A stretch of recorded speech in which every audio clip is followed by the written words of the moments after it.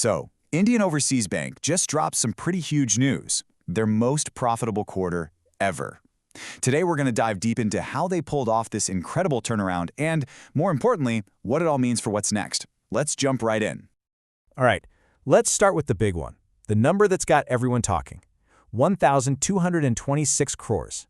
I mean, wow. That's the net profit Indian Overseas Bank, or IOB as we'll call them, pulled in for just the second quarter. And to be super clear, this isn't just a good quarter. We're talking about a historic one. This is, hands down, the most profitable 3 months the bank has ever had in its entire history. Just let that sink in for a moment. Okay, so the big question is, how on earth did they do it? Let's kick things off by really digging into this record-breaking quarter. Well, as always, the story is in the numbers. So let's take a look at the key metrics, the real engines that drove this incredible success. Right. So what exactly was the fuel for this record profit? What was the secret sauce? It really starts with just solid all-around growth. You can see here their total business is up over 14%.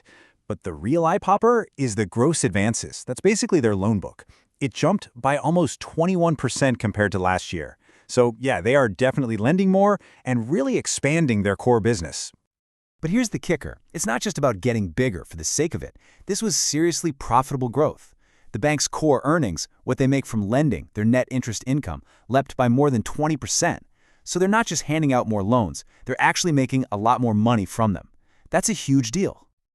Now, growing that fast can be super risky, and that's where the real story of IOB's success lies. It's not just about the growth itself, but the quality of that growth.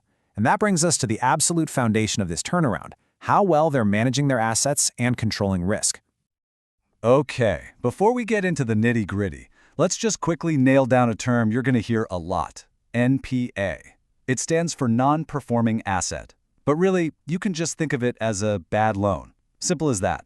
The fewer of these a bank has, the healthier it is. And folks, IOB's progress on this front has been, well, nothing short of incredible. Just look at this.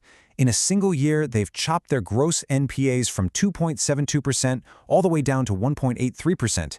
And their net NPAs, get this, they're at a tiny 0.28%. That is a massive, massive cleanup of their books. But what's maybe even more important is that they're not just cleaning up old problems, they're stopping new ones from even starting.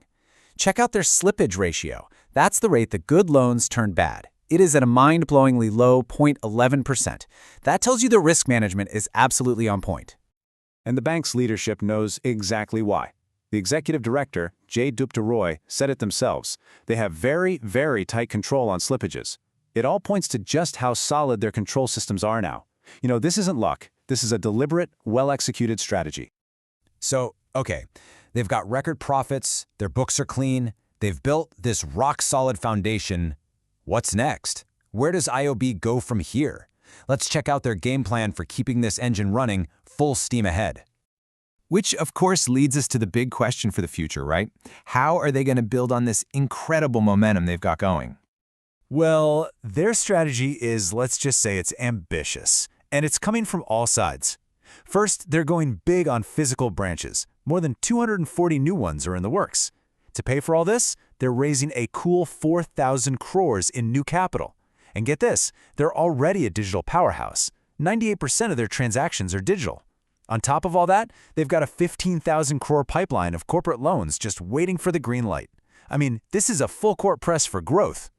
And if you think that sounds ambitious, you have to hear what the CEO, Shri Ajay Kumar Srivastava, had to say. He basically said that all those targets, yeah, that's just the minimum they're shooting for. As for the maximum, he says there's no limit. Now that is some serious confidence right there. All right, so let's bring it all together. One of the key things to take away from this absolutely incredible turnaround story at IOB. What's the bottom line? If you boil it all down, it's like a 3-step playbook. Step 1, hit record profits. Boom, done. Step 2, build a fortress around that success by cleaning up the books and getting risk under tight control. And step 3, launch an all-out aggressive plan to keep the growth going. It's that simple and that powerful. So, when you look at IOB now, the story isn't just about recovering anymore. That phase is over. This is now a story about consistent, top-tier performance, super strong controls, and a really clear, ambitious vision for the future. And that really leaves us with one big final question. After years of getting back on its feet, after cleaning up the so-called bad days, and now proving it can post record-breaking numbers, is Indian Overseas Bank finally ready to step back into the spotlight and reclaim its place as one of the top banks in the country?